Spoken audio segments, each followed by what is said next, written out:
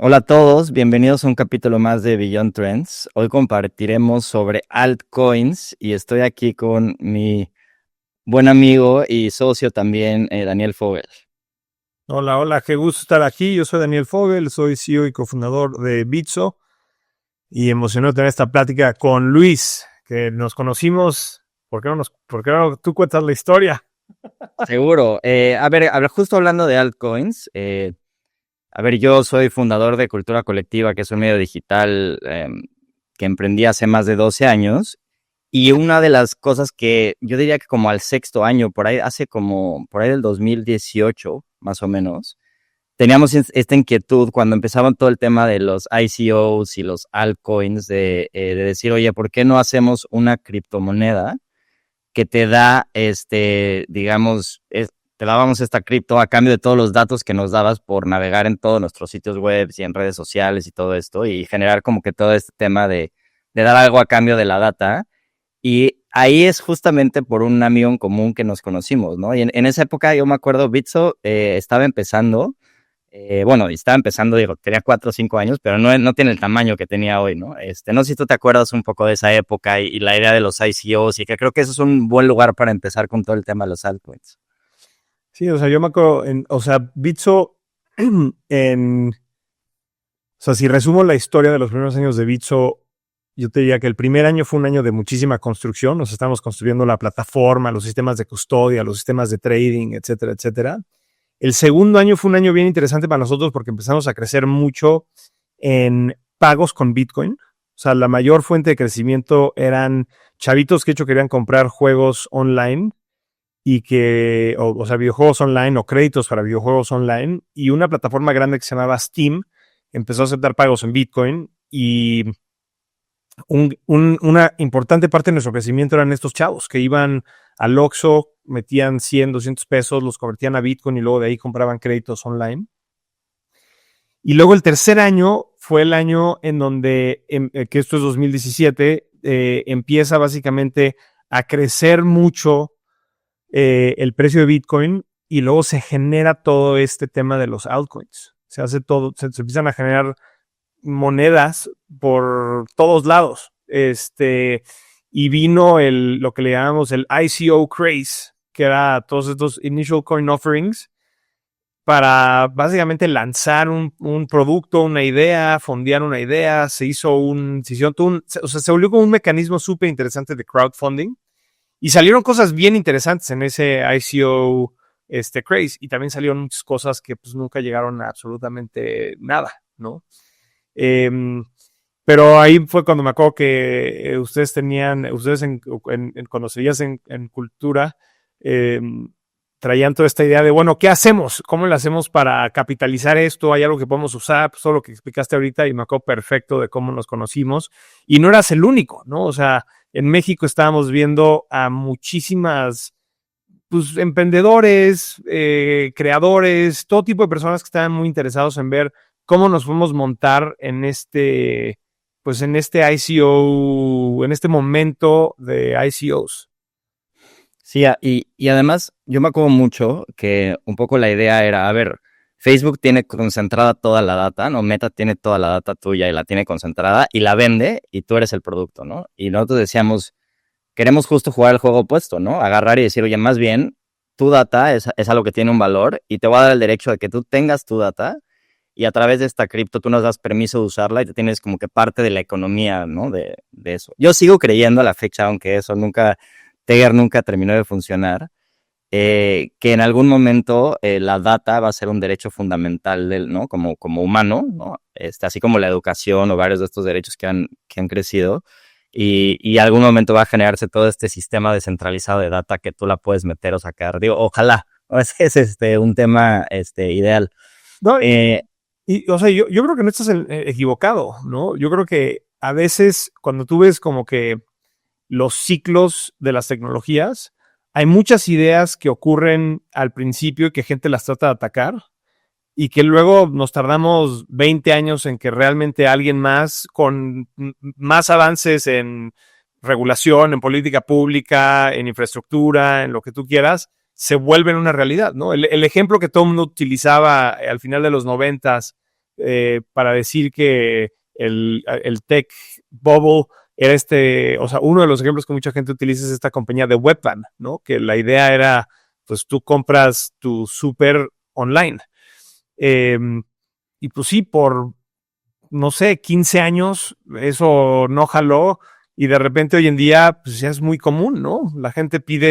Mucha gente pide su súper en línea, ¿no? Ahora tienes una app, ahora los repartidores también tienen una app en sus teléfonos, entonces la comunicación es súper simple, los costos de esa comunicación es mucho más barata, como que los temas de logística han avanzado, etcétera, etcétera. Entonces nos tardamos, pues no sé, 15 años en que Webvan pasara de ser algo que alguien creía, algo que realmente se podía ejecutar, pero pues hoy en día tienes muchos negocios que esos son. Entonces yo creo que no estás equivocado, pero yo creo que era un momento muy temprano en el tema cripto, en el tema hasta de los derechos de los datos online, etcétera, etcétera. Pero no lo veo como loco que ni la idea de Teger, ni la idea de muchos ICOs que fallaron o que nunca llegaron a nada, en algún momento en el futuro se den, porque yo creo que el concepto es súper interesante, pero los mecanismos pues estaban todavía yo creo que en un momento muy, muy temprano. Oye, justo en esa época, me acuerdo mucho también de haber leído el libro de Sapiens, de Yuval Harari Noah, en el cual algo que se me quedó grabadísimo fue que él lo que dice es que los humanos nos entendemos a través de las historias que nos contamos. Y todo, la realidad es una ficción y más bien ganan las mejores historias, ¿no? En pocas palabras. Y entonces siempre es el argumento de, oye, pero es que Bitcoin no está basado en nada. Y dices, pues está basado en que, ¿no? Que creas la historia de Bitcoin como crees la historia del dólar o cualquier otra moneda, ¿no? Y entonces, pensando ahorita, como que yéndonos a un poco saltándonos a la actualidad, ayer estaba pensando como cómo puedes hablar o hacer un framework para hablar de las altcoins, porque hay muchísimas cosas ahorita, ¿no? Y quizás, y no sé si tú estás de acuerdo, pero la dividiría como en tres rubros. Los meme coins, las stable coins y luego las altcoins que no son Bitcoin, ¿no? Porque preguntándole a Endeavor decía, bueno, ¿cómo definen altcoins? Y decían, bueno, todo lo que no es Bitcoin. Entonces casi es todo lo demás. Yéndome a la primera, al tema de las meme coins, yo pasé por una época en la que decía, es que esto sí ya para mí ya es demasiado y esto sí ya no creo en esto, es too much. Pero el otro día estaba platicando con varios emprendedores aquí en San Francisco y dicen que algo que está pasando es que en muchos lados el acceso a capital no es tan difícil si ya eres un buen emprendedor y más en Estados Unidos. Y más bien lo más difícil es tener tu propia distribución. O sea, ya está comoditizada la inteligencia, inclusive con ella, se está comoditizando mucho la tecnología y se empieza a volver cada vez más importante la distribución. Entonces, lo que decían es que muchos de los creadores de meme coins o este tipo de cosas son más cómo puedes crear tu propia distribución, ¿no? Inclusive ya hay proyectos de meme coins con, ¿no? creadores de contenido y muchas de estas otras cosas. Entonces, me parece que es como que una reacción al momento tecnológico de lo que estamos viviendo y inclusive lo puedes ver, ¿no? Con el meme coin de Trump o Melania, o todas las locuras que han pasado, ¿no? En Estados Unidos. Entonces, no sé cómo ves tú también esta parte, entrando primero con todos los meme coins que es una locura. Sí, para nosotros ha sido súper, y para mí en lo personal ha sido súper interesante ver todo este crecimiento de los meme coins, ¿no? Y a ver, yo creo que es bien importante empezar con decir que hay, no sé cuántos meme coins existen hoy en día, pero no me sorprendería si llegas al millón o Sí, de acuerdo. más. Yo creo que va a haber millones. ¿No? Y la mayoría de ellos son cosas que nunca llegan absolutamente a nada. En Bitso hemos hecho unos internos de broma y de repente vemos que algún tercero los compra y decimos, ¿por qué? Si esto fue una cosa que hicimos de broma para celebrar un momento o burlarnos de alguien por alguna tontería o lo estábamos usando como para hacer una rifa y de repente veíamos que alguien en un DEX lo listaba y alguien más lo compraba y o sea, como que hay cosas muy locas. Entonces, la mayoría son, o sea, la gran mayoría son cosas que no llegan a nada, pero de repente hay un set de meme coins que son súper interesantes y están muy relacionados a lo que estabas diciendo del libro de Sapiens, de Yuval, que al final estas cosas son narrativas, ¿no? Y yo me acuerdo, por ejemplo, hace como 2 años una persona en Bitso me dijo, yo ya vendí todo mi Bitcoin y me compré Pepe. Le dije, estás loco. ¿Cómo? Y probablemente el nivel de riesgo que esta persona tomó es adecuado a mi respuesta, pero se creó una narrativa súper interesante alrededor de Pepe y Pepe tuvo un mejor performance que Bitcoin por un periodo muy importante, ¿no? Y es esta narrativa, es la narrativa de la que tú hablas. Y la verdad que hemos visto muchos proyectos de meme coins que han hecho cosas súper interesantes con el tema de distribución, con el tema de cultura. Y también como que una de las otras de las cosas que hemos visto con los meme coins que ha sido muy interesante es que la gente los está utilizando también a veces como oportunidad de capturar como momentos culturales que están sucediendo en este momento. ¿Cómo se llamaba el tipo que asesinó al CEO de United Healthcare? Luigi Maglioni, algo así, ¿no? Maglioni, algo así, ¿no? Pues este tipo también de repente salió su meme coin, ¿no? Que alguien hizo como para capitalizar ese movimiento. Y obviamente fue una cosa que, pues sí, cuando todo el mundo estaba leyendo de Luigi Maglioni o como se llame, pues esta cosa subió y ahora ya ha bajado muchísimo en valor. Pero es bien interesante porque como que por primera vez en la historia de la humanidad existe la oportunidad de como capitalizar en estos momentos de alguna manera o participar en estos movimientos de alguna manera económica. O sea, si tú te imaginas como pasó, por ejemplo, Black Lives Matter, ¿no? Era todo este movimiento enorme en Estados Unidos, etcétera, etcétera. Pero no había manera realmente de participar como económicamente en estos movimientos. Y es medio loco pensar que eso existe, pero los mercados, los mercados de predicción son enormes. Y ahora lo estamos viendo en cripto también. Y estos no son necesariamente meme coins, pero más o menos sí son, ¿no? Porque estás participando en el mercado de la elección de Venezuela, o la elección de Estados Unidos, o el Super Bowl, o lo que sea, y la gente está tradeando estos tokens. Y son tokens que son válidos o que tienen un valor durante ese momento. Y no necesariamente son meme coins, pero tampoco no son estos otros altcoins de los que hablas. O sea, no son Ethereum y no son Cardano o Solana, etcétera, etcétera. Entonces, no sé qué son, si la definición son estas tres. Pero a mí sí, o sea, en Bitso creemos que podrían ser más similares a los meme coins.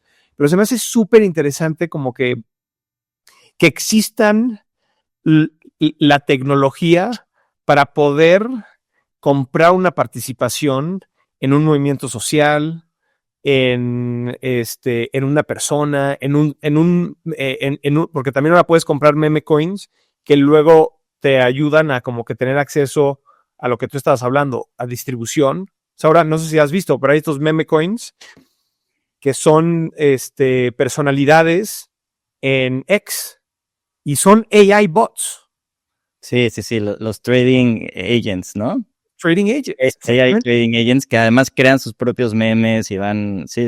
Exactamente. Y tú participas en eso y luego por participar en eso tienes acceso a utilizar el canal de X de estos AI agents que luego pueden, no sé si sigue siendo tuiteando, pero me imagino que tuiteando mensajes. Entonces, no sé, como que se está volviendo como que todo un medio Brave New World entre todo el tema de AI, descentralización, memes, y yo creo que aunque van a haber muchas cosas que no van a llegar a nada, van a haber cosas bien importantes que van a cambiar un poquito como que el juego, ¿no? Hacia adelante.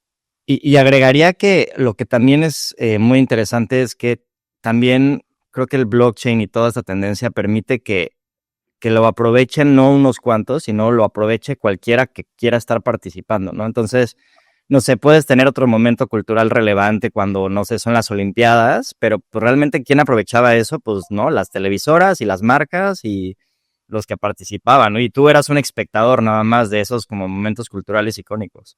Y ahora, como dices, se crean estos meme coins o inclusive los prediction markets y todo el mundo podemos participar y no hay un ente centralizado, ¿no? Que se quede como con el rendimiento financiero. Entonces, como que sí tiene como que esos dos lados increíbles, ¿no? La descentralización como financiera y la posibilidad de quedarte de un momento muy interesante, ¿no?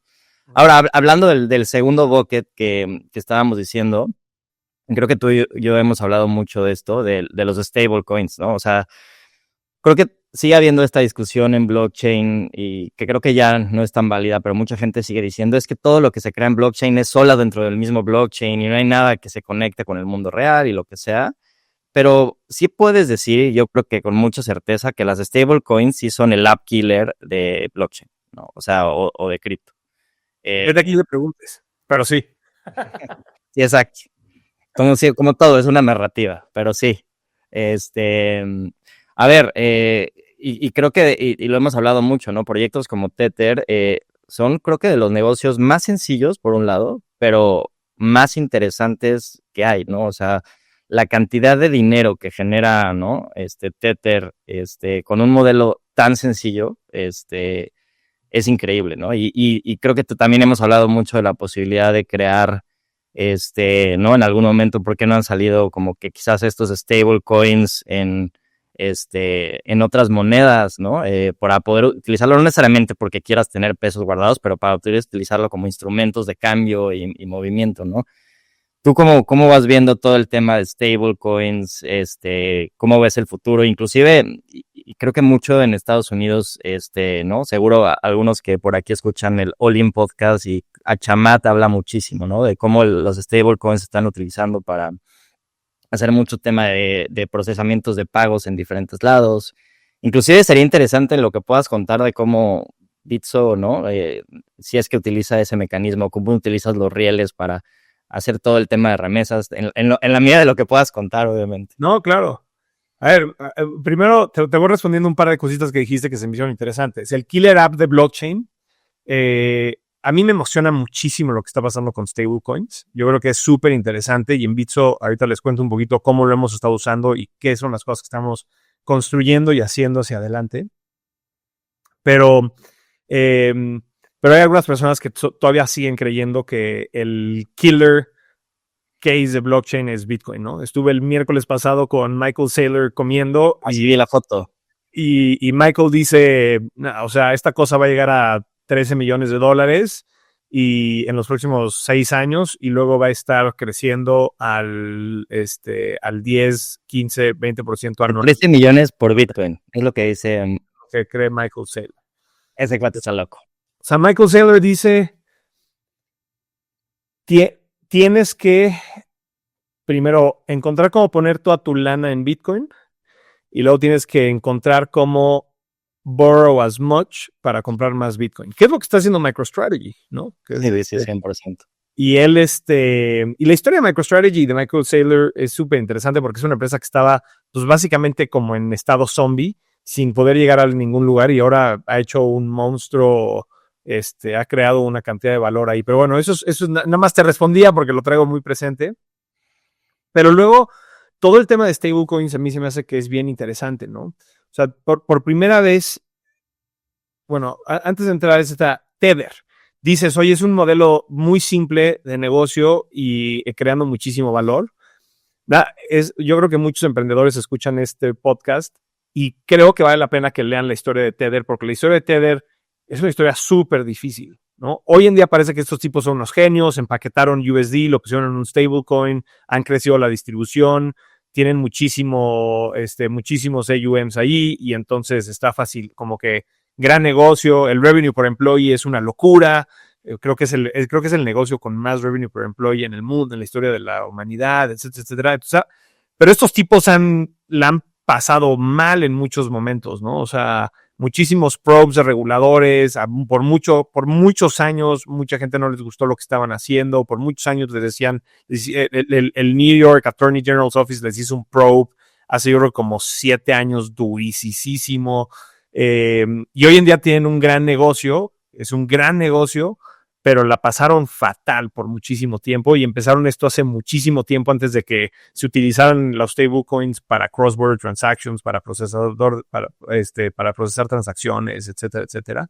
Entonces nada más como que ahí hay una historia de una gran idea con muy buena ejecución, pero donde también el camino fue muy, muy difícil y nada más como que vale la pena acordarse que cuando vemos los éxitos, también por detrás siempre hay como que cosas difíciles que se tuvieron que hacer.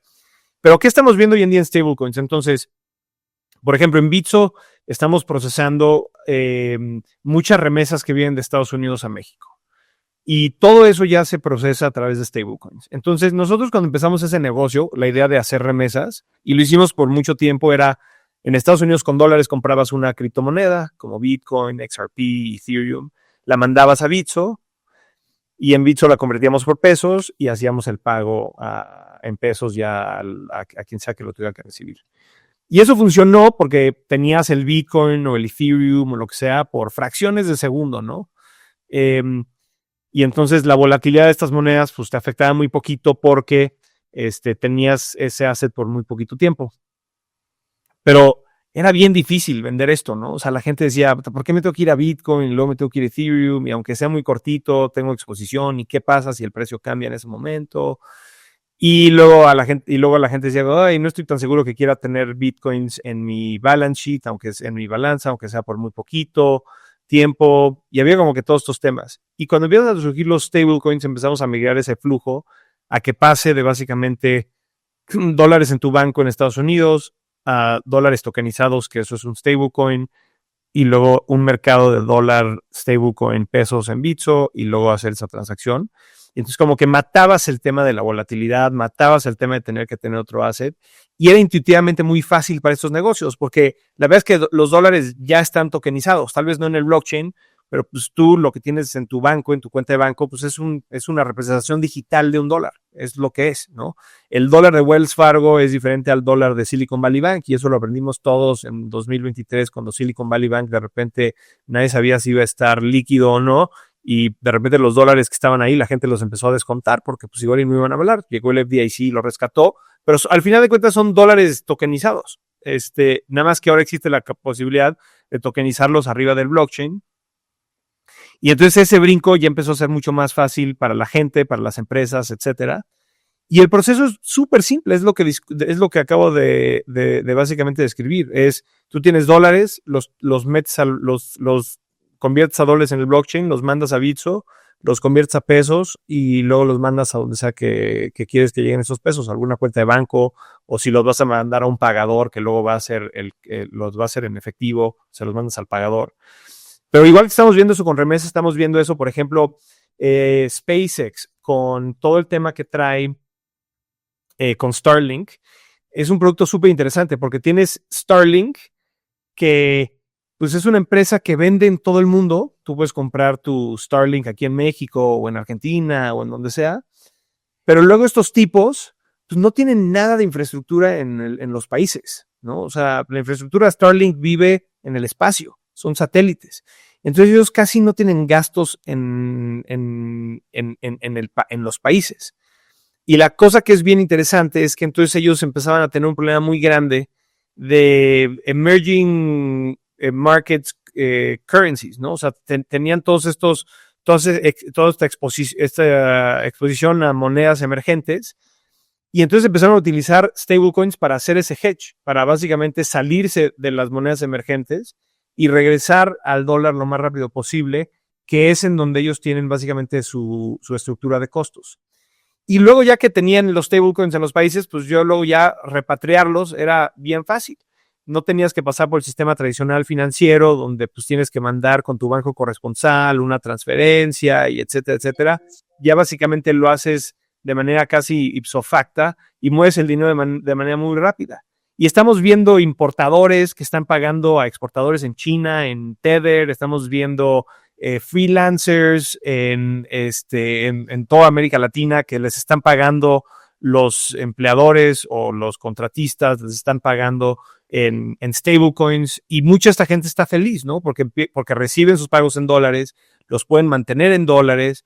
Ahora en el blockchain puedes tener tus cuentas en donde te dan no solamente la capacidad de mantener tus dólares, sino te dan un ingreso, el yield, exactamente. Entonces está volviendo una cosa bien interesante porque los stablecoins empiezan a dar como que una infraestructura de servicios financieros muchísimo más generalizada, más adecuada a lo que la gente está normalmente acostumbrada, o sea, tener dólares, tener pesos, etcétera, etcétera, pero donde puedes tener, donde básicamente los productos a los que tienes acceso son de repente globales, no son el banco local o el cacique local que te da un préstamo. De repente puedes acceder a estos productos y servicios que son ya de manera como que global. Y eso yo creo que va a ser bien interesante porque va a disrumpir de manera muy importante los servicios financieros, porque pues igual de la misma manera que tú y yo crecimos consumiendo medios locales y hoy en día consumimos medios o contenido global, yo creo que va a ser lo mismo en servicios financieros. Hoy en día nuestros servicios financieros son muy locales y cuando la gente que lleva a tener una cantidad de dinero de repente puede acceder a servicios financieros globales, pero yo creo que vamos a democratizar ese acceso a los servicios financieros globales a través de estos stablecoins. Y en Bitso estamos lanzando nuestro stablecoin MXNB. No sé cuándo va a salir este capítulo, pero me imagino que cuando salga el capítulo ya vamos a dado MXNB. El anuncio lo vamos a estar haciendo hoy y mañana, hoy lunes 24 y mañana martes 25. Estoy seguro cuando salga este capítulo ya va a estar. Y estamos súper emocionados porque pues México es una economía del G20. El peso mexicano es la moneda fiduciaria de un mercado emergente más tradeada en los mercados de FX, o sea, más que el real brasileiro, más que se me fue ahorita el nombre de la moneda de la India, el rupí. El rupí, sí. Rupias. ¿Rupía? Sí, rupias. Rupias de la India y entonces creemos que hay una súper oportunidad y estamos viendo pues, a México participar en el mercado de las remesas, en el mercado de las transferencias internacionales y entonces creemos que hay una oportunidad importante de que en México exista ya han existido han habido varios proyectos de stablecoins mexicanos, algunos que todavía existen, pero teníamos ganas de traer toda la infraestructura que tenemos en Bitso y compartir eso con este stablecoin y entonces nos entusiasma mucho pues empezar a lanzar este producto, ¿no? Fíjate que hay algo, y creo que hace sentido poner el contexto, que luego, nos juntamos para hacer un fondo que se llama Bridge Latam, ¿no? Y ahorita yo estoy operando en conjunto con Pato, ¿no? Este fondo de inversión. Y algo que cada vez me he clavado más a ver si encuentro que posiblemente salga en Latinoamérica hablando de todo este sistema es, yo creo firmemente que el sistema en el que ahorita pagamos las cosas en general, ¿no? En un supermercado o en línea, se va a transformar a través del blockchain, ¿no? Y entonces, ¿cómo funciona hoy? Tú vas a una tienda y en el momento en que tú pones una tarjeta de crédito y haces un pago, hay como 7 o 8 intermediarios que se quedan con dinero, ¿no? El de la tarjeta de crédito, la marca de la tarjeta de crédito, luego el Visa o Mastercard o American Express que está ahí intermedio, luego la terminal del punto de venta. Y luego hay otro que pasa en medio, y luego hay una como caja compensadora, y luego el otro es el banco que lo recibe. En fin, tienes todo un sistema en el cual pues te terminan costando un 4 o 5% de la transacción. Y por otro lado, al cliente o al comercio le termina entrando el dinero potencialmente 30 días después, ¿no? Sí. Si tú piensas en un sistema completamente nuevo en donde el blockchain lo único que hace es, yo tengo un wallet, el comercio tiene otro wallet, y simplemente te transfiero a ti del otro lado, pues realmente solo le estás pagando al wallet, si quieres, y al blockchain que hace la transacción, y 4 o 5% de costo se puede disminuir a menos de un 1%. Y el beneficio se lo puedes dar quizás al comprador o quizás a otro, de manera que hay un incentivo de cambiarse de método de pago. Latinoamérica tiene la particularidad de que, por ejemplo, lugares como Argentina, ¿no? 30% de la gente utiliza stablecoins en dólares por el tema de la inflación y entonces quizás, y no lo sé, pero quizás Latinoamérica puede ser el lugar en donde empieza a haber esa transformación y los sistemas de pago se empiezan a ver de esta manera a través de los stablecoins. Yo he buscado y nos han llegado algunas empresas que más o menos quieren hacer cosas por ahí, pero todavía no encontramos ese use case, ¿no? Fuerte que se mete en ese sentido. Pero 100%, creo que todo el tema de las stablecoins nos van a llevar a un nuevo mecanismo. Me encantó la analogía de cómo consumíamos medios locales, ahora va a ser, ¿no? Un sistema completamente diferente para el tema de pagos. Oye, yéndonos al tercer bucket. Hablando de otro tipo de altcoins, ¿qué te emociona en el espacio ahorita? ¿Qué has visto que digas, oye, esto se ve muy interesante, esto es diferente? No sé, el otro día estaba, por ponerte un ejemplo, ¿no? Estaba viendo esta nueva red social, Zero Knowledge, que me encantó, que se llama Cursive, en donde pues literal, no necesariamente exponencias en esta red social todo lo que eres, simplemente dices, oye, nada más quiero dar a conocer esto de mí, y entonces utiliza estos mecanismos Zero Knowledge para hacerlo, y escuchaba a un desarrollador que dijo una cosa que me voló la cabeza, que decía, es que tener diferentes identidades o identidades anónimas te da la posibilidad de entender si tu identidad pública está en un máximo local o en un máximo total. Cañón. Entonces, lo que dices es eso, pues, tienes tantas identidades que vas viendo cómo maximizas tu propia identidad pública. Y entonces esa es la idea de tener una red social como Cursive, y también obviamente tener asociadas sus altcoins y diferentes cosas. Así ejemplos como ¿qué has visto en el sector que esté interesante en otros tipos de altcoins? O sea, como que vale la pena recordar un poquito la historia de esta industria, ¿no? O sea, Bitcoin empieza y Bitcoin, aparte de ser como una innovación muy relevante técnica, en donde solucionamos como que varios problemas que antes no sabíamos cómo mandar transferencias de un valor digital o de una representación digital de valor sin una entidad centralizada, y Bitcoin resuelve eso. Pero el ethos de Bitcoin es mucho el tema de descentralización, ¿no? O sea, es descentralización, descentralización, descentralización, descentralización, descentralización. Y ha sido una parte muy, muy, muy importante y clave de la narrativa de Bitcoin. O sea, si tú lees cualquiera de los libros de Bitcoin, hablan de este tema de manera como que muy fundamental, importante y crucial para su éxito. Y luego yo diría, o sea, el segundo proyecto más relevante que hay en la industria probablemente es Ethereum. Y el fundador de Ethereum, este tipo Vitalik, escribe hace muchos años un ensayo interesante donde habla de una trifecta entre la tensión que existe entre la descentralización, la seguridad y el escalamiento, la escalabilidad de una red de blockchain. Y por mucho tiempo yo te diría que el ethos había sido, bueno, como la descentralización es tan importante y la seguridad obviamente es muy importante, entonces, pues no, vamos a sacrificar la escalabilidad.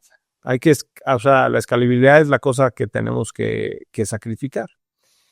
Yo creo que una de las cosas que hemos visto en los últimos años es muchos proyectos en donde dicen, ok, el problema de sacrificar la escalabilidad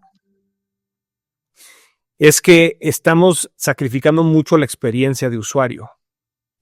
Y entonces empezaron a salir algunos proyectos que pues un poquito como que challengearon esto y dijeron, vamos a hacer un blockchain en donde tal vez no esté tan descentralizado o donde realmente no estemos tan descentralizados, pero donde mejoremos de manera muy importante la escalabilidad, ¿no? Y ejemplos de eso, por ejemplo, es Solana. Y luego se han creado estos Layer 2 arriba de Ethereum, en donde también quitas mucho el tema de la descentralización, pero le das mucha escalabilidad a la red. Entonces ahí tienes temas como Arbitrum, como Polygon, como Base.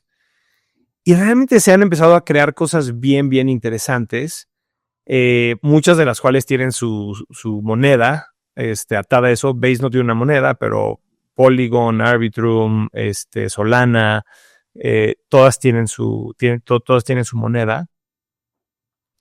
Y normalmente estos mecanismos, o sea, y muchos de estos blockchains o layer 2 o lo que sea, tienen un mecanismo donde mantener esa moneda, o sea, o la moneda le da cierta utilidad a la red, ¿no? Ya sea que te la tienes que gastar para utilizar la red, o puedes stakear, o sea, básicamente meter esto en un fondo que va a estar validando transacciones de la red y generando un poquito de retorno, o sea, algún yield, o sea, algunas tienen como que algún tipo de utilidad. Y lo que hemos visto, que yo creo que es bien poderoso, es que sí hemos visto muchos desarrolladores que empiezan a optar estas redes para desarrollar experiencias en blockchain sin estar tan preocupados por el tema de descentralización. Entonces, tú piensas un poquito y dices como, ok, antes tenías todos estos desarrolladores que estaban construyendo arriba de estas plataformas por su distribución, como construir arriba de Facebook. ¿Te acuerdas que por mucho tiempo hubo estos Facebook apps y Facebook developers que construían arriba de Facebook? O lo mismo lo hemos visto en varias otras plataformas. Y ahí sí tenías un problema muy grande, que es que si la plataforma te decía, oye, no me gusta lo que estás haciendo, chao, te cerraban. Y hubieron muchos ejemplos de negocios interesantes que estaban montados en estas plataformas y que de repente los cerraban. Y una de las cosas interesantes de blockchain es que ese riesgo más o menos todavía existe. O sea, nada previene que de repente la gente de Coinbase diga, vamos a cambiar un poquito el blockchain. O ellos tienen todo el poder de básicamente cambiar su blockchain, porque pues, ellos corren todos los nodos, etcétera, etcétera, todo su consenso. Pero lo que realmente hemos visto es que a la gente como que dice, bueno, pues no estoy en el mundo de Facebook, no estoy en el mundo donde realmente Facebook podía sin ningún dolor a nadie más cancelar esto. Ahora, si desarrollo arriba de Solana o arriba de Base o arriba de estas cosas, que cambiarlo en teoría se puede, pero sería bien doloroso para estas compañías cambiarlo. Y entonces me la voy a jugar.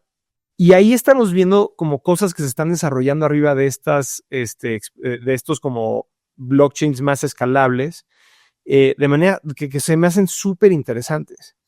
Y entonces ahí hay toda una serie de como monedas que nada más aguantan esos ecosistemas. O sea, eso es Ethereum, eso es Solana, eso es Arbitrum, etcétera, etcétera. Pero le están dando la posibilidad a desarrolladores de montarse arriba de estos sistemas. Y estamos viendo cosas súper interesantes. Estamos viendo juegos en línea, estamos viendo temas de identidad, o sea, on blockchain, juegos de identidad on blockchain. Estamos viendo toda una serie de experiencias que solo se pueden unlock si estás como que si eres participante de este memcoin o de esta cosa en el blockchain. Entonces como que se está construyendo una serie de productos y servicios que yo creo que son bien interesantes y que el tema de escalabilidad al parecer es un atractivo muy grande para los desarrolladores. Si tú le preguntas a la gente de Solana, o sea, hace 5 años la gente decía como, no, Solana sí está interesante, la tecnología está interesante, pero nunca va a poder llegar a crecer porque todo el development mindshare está en Ethereum. Y lo que hicieron los tipos de Solana fue súper interesante. O sea, si tú le dices a la gente de Solana como, oye, ¿qué hicieron en los últimos años? ¿Por qué de repente ahora hay tanto desarrollo arriba de Solana? Dices, mira, lo único que nosotros hicimos fueron herramientas para desarrolladores, para developers, o sea, para ingenieros que construyen arriba. Y luego nos íbamos alrededor del mundo y hacíamos patrocinios de hacking houses para patrocinar a gente que quería construir arriba de Solana. Y entonces empezaron a desarrollar toda una serie de productos y servicios bien interesantes arriba de Solana. Por ejemplo, Pump.fun, que es esta cosa donde luego salen todos los meme coins. Todos los meme coins.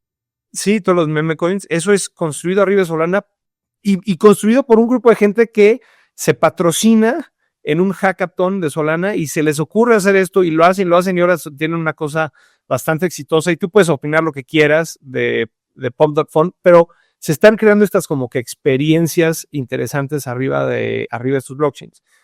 Y siguen habiendo todas estas otras ideas de las que tal vez tocamos un poquito, pero que todavía no vemos nada que termina de super cuajar, pero estamos viendo gente que está tratando de, por ejemplo, capitalizar en la atención de la gente. Está gente tratando de construir navegadores en donde tú puedes pagar como si fuera un utility para poder accesar contenidos. O sea, hay gente que todavía dice como, mira, tú hoy en día prendes la luz y te van cobrando dependiendo cuánta luz utilices y o el gas y te van cobrando básicamente cuánto gas utilices y debería de existir la posibilidad de consumir contenido en donde tú nada más pues dices, oye, me quiero gastar $10 al mes en contenido a través de todas estas plataformas y que puedas ir navegando y pagando subcentavos así por leer un artículo en algún periódico, por ver un video en YouTube, por escuchar un podcast, etcétera, etcétera, y que así se empieza como que capitalizar la economía de manera diferente. De todas estas ideas, aunque son muy interesantes, yo creo que todavía están como que en etapas todavía tempranas, pero yo creo que de la misma manera que Webvan en algún momento se volvió Rappi, Uber Eats, Corner Shop, etcétera, etcétera, yo creo que todas estas ideas en algún momento se van a empezar a capitalizar de una u otra manera Y en LATAM estamos viendo proyectos interesantes para capitalizar las conexiones, la distribución, etcétera, etcétera. Pero yo creo que nos falta todavía un poquito de tiempo para realmente ver estos casos de uso expandirse más allá de la gente que realmente es fanática del mundo cripto hoy en día y que empiecen a llegar a las manos de más personas, ¿no? Quizás hay algunos casos por ahí ya un poco, no sé, me viene a la mente Helium, ¿no? Que está haciendo esta red descentralizada como para, ¿no? Conexión de internet, ¿no? Que quizás ya tiene una aplicación un poquito más tangible en el día a día y no se queda dentro del mundo cripto, otra que igual, no sé, Chainlink tratando de hacer oráculos para conectar el mundo, ¿no? Verdadero con el mundo blockchain, no sé, por ahí hay algunas cosas, pero como dices, todavía está muy centralizado dentro de del mismo blockchain. A ver, creo que todo esto me recuerda, como un poco para irnos a la parte de conclusiones, me recuerda algún muy buen artículo que escribió Chris Dixon de A16Z sobre FAT protocols, ¿no? Que luego muchas veces vemos en los medios como que dicen, no, Bitcoin ya vale lo mismo que Nvidia o lo que sea. Y creo que esos comparativos no los puedes hacer o son cosas muy diferentes como para poder hacer esos comparativos. Es como cuando alguien compara el PIB de un país con el market cap de una empresa. O sea, son dos cosas muy diferentes, ¿no? Entonces, y me encanta ese artículo porque lo que dice es justamente lo que estás diciendo. Y si yo generé un protocolo suficientemente fuerte que además le doy la seguridad a alguien para construir arriba de ese protocolo, no como Facebook que te va a cambiar las reglas, sino verdaderamente puedo construir algo en el largo plazo sobre ese protocolo, esa como que infraestructura que estoy generando debería de tener un valor gigantesco en el largo plazo. Estás hablando que no es el valor de una empresa, es el valor de la infraestructura que luego genera las empresas. Claro. Entonces, por lo tanto, un poco lo que yo creo es que, digamos, no nada más Bitcoin, pensando que yo pienso más que es un mundo, ¿sabes? Multi-chain y multi-currency, no soy tanto Bitcoin maximalist, pero si pensamos en eso, creo que estos protocolos van a tender a tener un valor mucho mayor de lo que tienen las empresas en el largo plazo. Van a hacer cosas completamente diferentes. Son literal infraestructuras completas para desarrollar empresas arriba de esto. Entonces, yo creo que ahorita la gente lo sigue comparando, ¿no? Más o menos, ¿no? Bitcoin vale tanto, Ethereum vale tanto con otras empresas. Esto va a estar en una orden de magnitud mucho mayor en el largo plazo comparado con otras cosas. Entonces, no sabemos exactamente qué altcoins, ¿no? Qué layer ones, qué layer twos, ¿no? Van a salir, o cuáles son las que van a terminar triunfando. Pero definitivamente las que triunfen o las que terminen haciendo esto van a tener un valor significativamente importante hacia largo plazo, ¿no? Y la otra cosa que veo, y para mí la gran como cosa que no hemos hablado ahorita, pero es todo el tema de AI, creo que mi segunda conclusión también sería, en un mundo donde AI puede centralizar el poder, ¿no? Porque cada vez tienes mucho más poder en pocas manos y puedes hacer miles de cosas con una sola persona. Creo que es como si hubiera dos fuerzas que estén combatiendo la humanidad ahorita, ¿no? Por un lado, la concentración de poder con AI y por otro lado, la descentralización con el tema de blockchain. Entonces, para mí son estas dos grandes fuerzas que van a jugar un papel bien interesante hacia largo plazo en la humanidad, porque no nada más tiene que ver con temas financieros y de emprendimiento, para mí tiene que ver con temas de comportamiento social y de poder y literal de cómo nos organizamos como sociedad en el largo plazo. De acuerdo. O sea, yo creo que la combinación de estas dos cosas también va a generar como nuevos comportamientos que no conocemos o que no entendemos todavía. Nada más para cerrar, mi último pensamiento en todo el tema de AI es, en la película esta de AlphaGo, donde cuentan la historia de este AI que se construye para jugar Go contra los profesionales y que de repente hay este momento en donde la máquina hace un movimiento que nadie entiende y todo el mundo piensa que la máquina... Todos se quedan así impactados, no sé, ¿qué hizo? Pero los comentadores dicen como, I think he made a mistake, ¿no? Y está jugando contra Lee Sedol, que era el campeón en ese momento del mundo, y hasta Lee Sedol dice como, no, yo vi ese movimiento y pensé que se había equivocado. Y lo único que pasó es que, bueno, luego un par de movimientos después se dan cuenta que no, que es que esta cosa había encontrado una nueva manera de jugar Go que no conocíamos como humanos, ¿no? Y le gana al final a Lee Sedol. Pero yo creo que aquí con todo este tema de AI estamos viendo como que todos, o sea, esto jugar a una escala mucho más amplia. Pero la combinación con el mundo cripto es súper interesante, ¿no? Porque puedes generar estos tokens, donde estas máquinas yo creo que van a utilizarlas para intercambiar valor una con la otra. Entonces, el tema de la unión entre cripto y AI se me hace súper, súper interesante. Y yo creo que vamos a ver cosas en un futuro no tan lejano que nos van a súper, súper sorprender porque pues simplemente son muy, muy diferentes a lo que estamos acostumbrados, a lo que habíamos estado acostumbrados en el pasado, ¿no? Buenísimo. Pues qué buena plática. Qué gusto hablar de altcoins y espero les guste a todos. Gracias. Fuerte abrazo a todos. Chao.